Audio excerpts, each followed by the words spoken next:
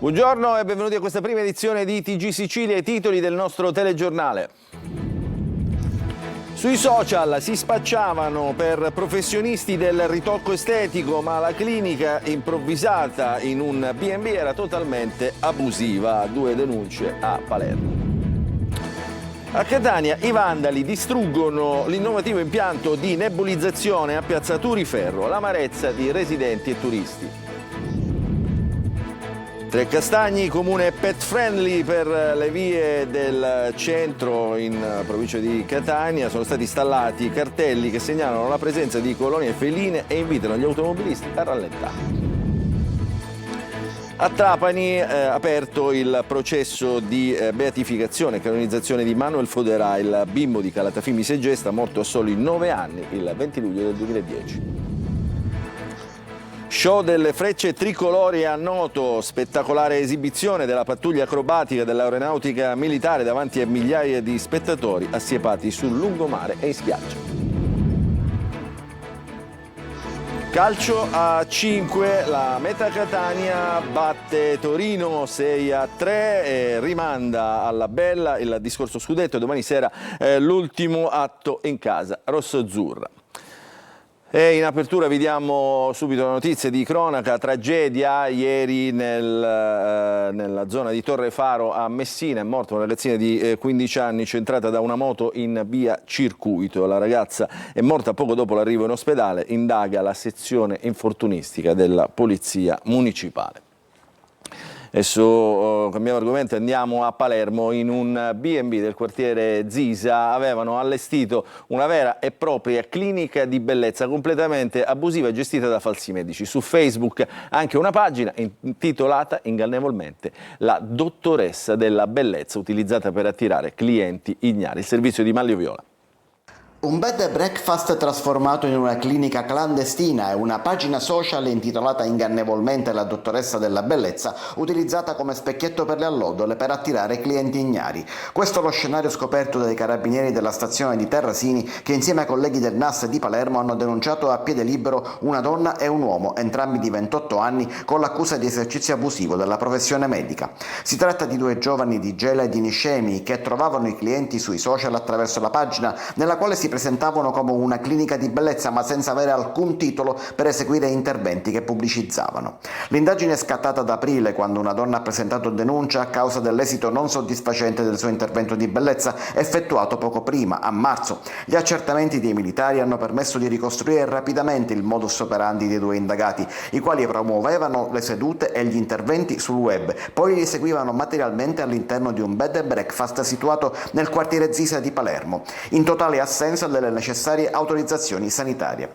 Alla fine è scattato il blitz con il sequestro di numerosi dispositivi medici, farmaci specifici per l'estetica, apparecchiature informatiche impiegate per la gestione dei contatti e tanto altro. Le indagini proseguono ora alla ricerca di altri clienti della struttura e per verificare il coinvolgimento di eventuali complici. Notte di paura nel cuore di Palma di Montechiaro, un forte boato ha squarciato il silenzio del centro storico, una palazzina è crollata improvvisamente in via Nino Bixio. Il servizio. Notte di paura nel cuore di Palma di Montechiaro nell'Agrigentino, un forte boato ha squarciato il silenzio del centro storico, una palazzina è crollata improvvisamente in via Nino Bixio. A cedere sono stati il piano terra e il primo piano di un edificio disabitato. L'allarme è scattato immediatamente. Sul posto sono intervenuti vigili del fuoco, protezione civile, polizia municipale e carabinieri. Le prime ore sono state dedicate a una verifica fondamentale, accertare che sotto le macerie non vi fossero persone o animali. Con l'ausilio dei mezzi meccanici del comune e sotto il coordinamento dei pompieri, i detriti sono stati rimossi. Al termine delle operazioni è arrivata la notizia più importante: nessuno è rimasto coinvolto nel crollo. Sul luogo dell'emergenza hanno seguito le operazioni per tutta la notte anche il sindaco di Palma di Montechiaro, Stefano Castellino, ed il responsabile della protezione civile, Lillo Inguanta.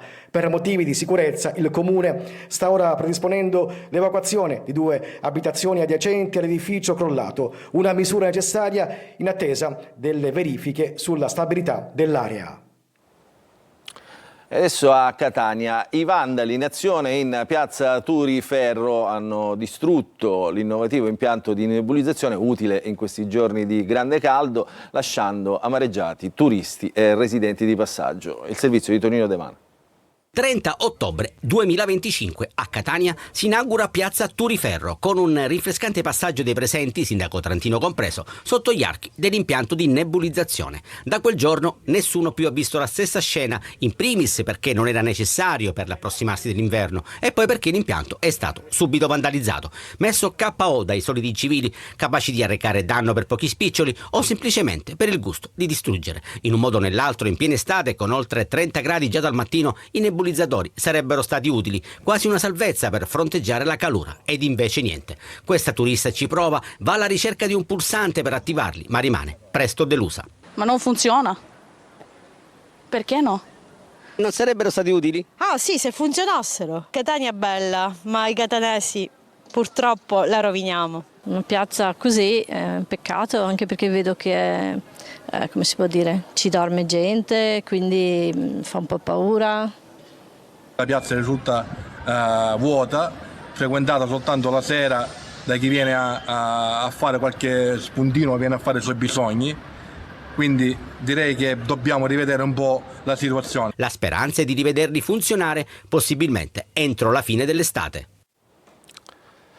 Scoppia il caso dello stop alla formazione professionale in Sicilia, gli enti divisi sul bando che dovrà essere ripubblicato con delle modifiche, il servizio di Manlio Viola. E bufera sui corsi di formazione professionale in età dell'obbligo scolastico in Sicilia. Una bufera scoppiata dopo il ritiro da parte dell'assessorato dell'avviso 33, quello che stabiliva i criteri per ottenere i finanziamenti che servono agli enti per avviare l'anno scolastico. Lo stop è stato deciso per modificare il decreto formalmente per combattere la dispersione scolastica e aumentare le dotazioni e il numero di studenti che potranno accedere ai corsi professionali. Plaude a questa scelta Antonio Oliveri di Assofor. Bene ha fatto la Regione siciliana e il suo governo ad incrementare la dotazione finanziaria che consentirà agli allievi della scuola media di poter al termine iniziare un percorso triennale puntualmente a settembre per l'assolvimento dell'obbligo di istruzione. Questo mette in garanzia una filiera molto importante e delicata che contrasta la dispersione scolastica e che occupa tanto personale che va assolutamente garantito. Ma tutti gli altri enti e i sindacati confederali di categoria si schierano invece contro e lanciano un allarme. Il rinvio causerà ritardi nell'inizio dell'anno scolastico. Il provvedimento dell'assessorato, denunciano ben 8 associazioni, tiene conto della nota di una sola associazione senza la preventiva ricognizione dei fabbisogni territoriali. Getta acqua sul fuoco della polemica l'assessore Turano, secondo il quale non ci sarà nessun ritardo nell'avvio dell'anno scolastico perché il nuovo avviso 33 uscirà a giorni, ma intanto il presidente della regione Renato Schifani annuncia di aver convocato d'urgenza l'assessore a Palazzo d'Orléans per chiarimenti con l'intenzione di acquisire tutti gli elementi necessari per valutare la vicenda e tutelare studenti, famiglie e operatori.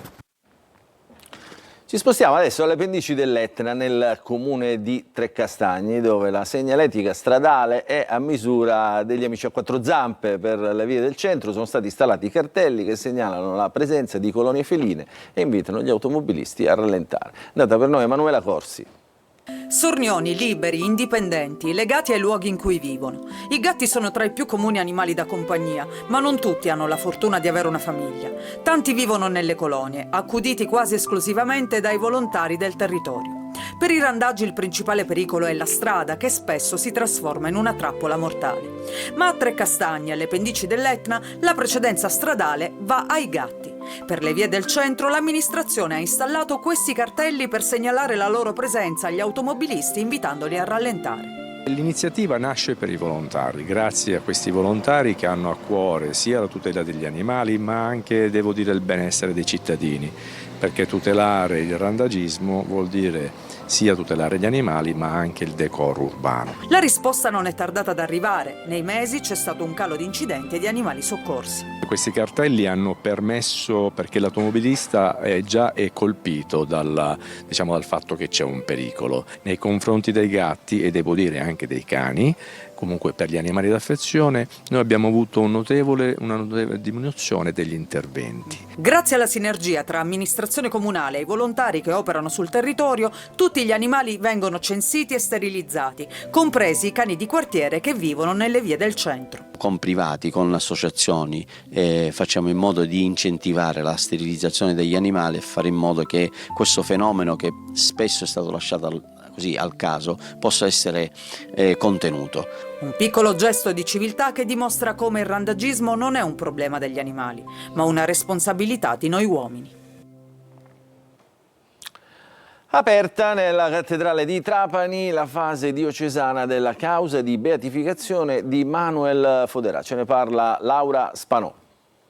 Per il servo di Dio Manuel Foderà, il bambino di Calatafimi morto il 20 luglio 2010 a 9 anni dopo una lunga malattia vissuta con fede e coraggio, si è aperta la fase diocesana della causa di beatificazione e canonizzazione.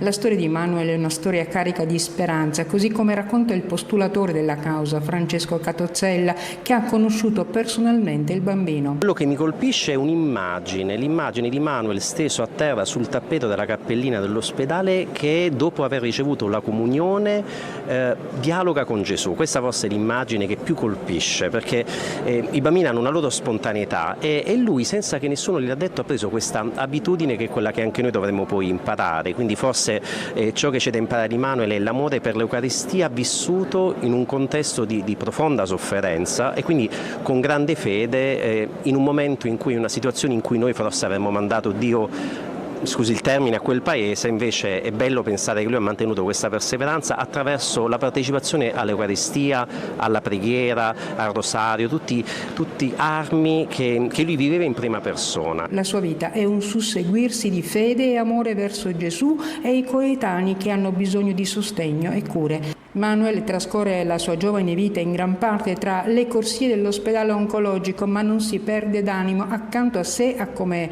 racconta a tutti, Gesù bambino, il suo amico, e quando sta male chiede agli amici di recitare il rosario perché, dice, le Ave Marie lo facevano stare meglio. Nel corso della prima sezione pubblica si è insediato il Tribunale diocesano incaricato di guidare l'istruttoria della causa ed hanno prestato giuramento il Vescovo di Trapani, gli ufficiali del Tribunale e il postulatore della causa.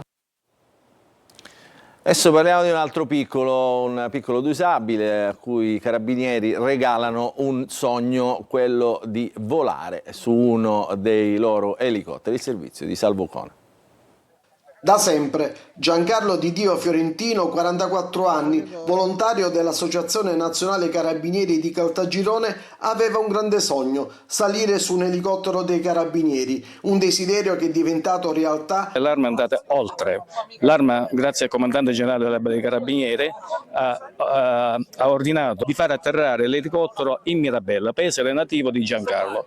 Ad attenderlo c'erano i vertici dell'Arma Calatina, volontari dell'NC di Caltagirone e di Vizzini, ma anche il sindaco del comune di Mirabella in Baccari, Giovanni Ferro. Non potevamo mancare perché Giancarlo fa parte della nostra grande famiglia, è una figura ben voluta a Mirabella, riesce a catturare la simpatia di tutti. Giancarlo, fin da bambino, segue l'operato delle donne e degli uomini dell'Arma, ne ammira le uniformi, sogna di sfrecciare sulle loro auto, ma il suo sogno sembrava destinato a rimanere tale, perlomeno fino a qualche giorno fa. Giancarlo, visibilmente emozionato, ha ringraziato tutti. Se sono morto, contento e felice.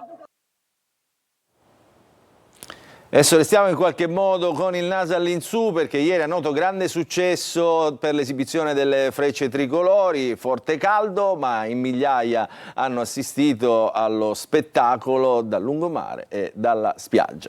Il servizio.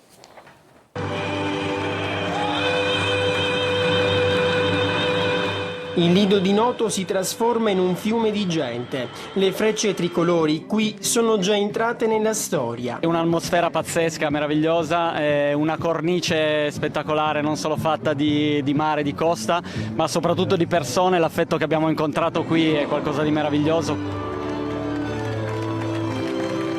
tutti con il naso all'insù per guardare il cielo. Chi abita da queste parti aspettava questo giorno da tempo.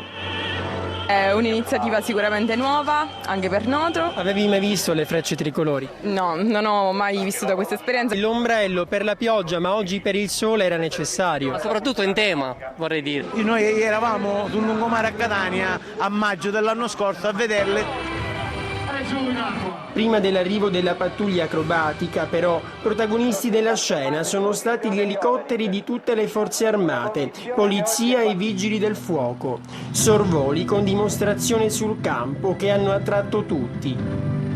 Un evento storico al Lido di Noto che permette anche di dare il giusto merito alla riqualificazione che abbiamo fatto.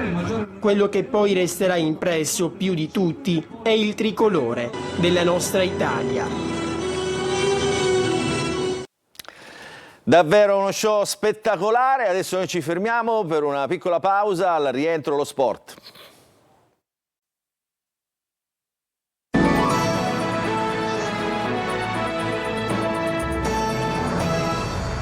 Rientriamo in diretta nella seconda parte del nostro TG Sicilia, apriamo la pagina dello sport, partiamo con il calcio perché in casa Catania questa sarà la settimana dell'ufficializzazione di Varrà e del tecnico Longo, si lavora anche sul mercato e si ripartirà dai più giovani, Menez, Leonardi e Bruzzaniti, il servizio di Marco Carli. Emilio Longo sarà a Catania nel prossimo fine settimana per una presa di contatto con la piazza, l'incontro con il vicepresidente Grella e il direttore sportivo Varrà, la cui ufficializzazione è prevista per il 1° di luglio. Dovrebbe essere presente anche Bresciano. Nel frattempo, nei primi giorni della settimana saranno sistemati i contratti per poi annunciare il tecnico e il suo staff.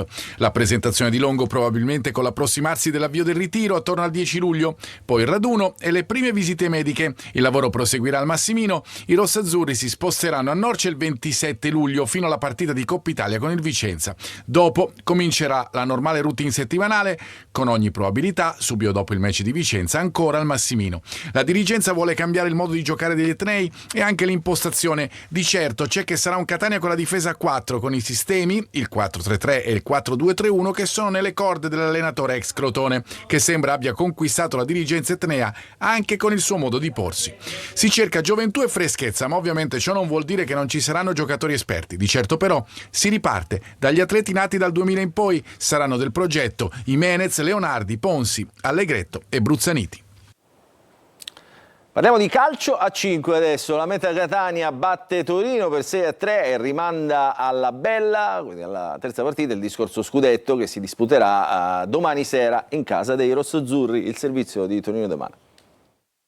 La Meta Catania non demorde, batte Torino e riporta la serie scudetto in parità. Per l'ultimo verdetto bisognerà aspettare domani sera per l'attesa gara 3 che assegnerà lo scudetto di calcio a 5. Dopo aver perso il primo atto delle final tricolore, la squadra etnea si imposta per 6-3 sul Torino in un duello ricco di gol e di emozioni. A sbloccare il match ci pensa dopo 2 minuti e 20 Pulvirenti, che di gran carriera timbra il punto del momentaneo 1-0. Le squadre non si risparmiano con gli ospiti che ribaltano addirittura le sorti della gara. Controreazione della Meta Catania che capovolge la situazione grazie al solito Pulvirenti e ad una carambola fortunata che porta all'autorete di Tuli. Il vantaggio consente agli etnei di vivere una ripresa con l'entusiasmo a 1000. Gianluca griffa il 4-2 con Torino che subisce il contraccolpo psicologico incassando anche il penalty del 5-2 guadagnato e segnato dall'indemoniato Turmena. Nel finale arriva il sigillo di Musumeci per il definitivo 6-3 ed ora cresce l'attesa per il faccia a faccia conclusivo ancora in programma in Sicilia, ma questa volta si giocherà per l'assegnazione del tricolore. Domani la Meta Catania può scrivere o riscrivere la storia. E con questa notizia chiudiamo questa edizione del nostro TG Sicilia. Vi ricordo che l'informazione su Antenna Sicilia ritornerà più tardi alle 13:30. Intanto a seguire vi ricordo ci sarà la rassegna stampa curata oggi dal collega Marco Cali. Dunque non ci resta che salutarvi e augurarvi un buon inizio di settimana a tutti.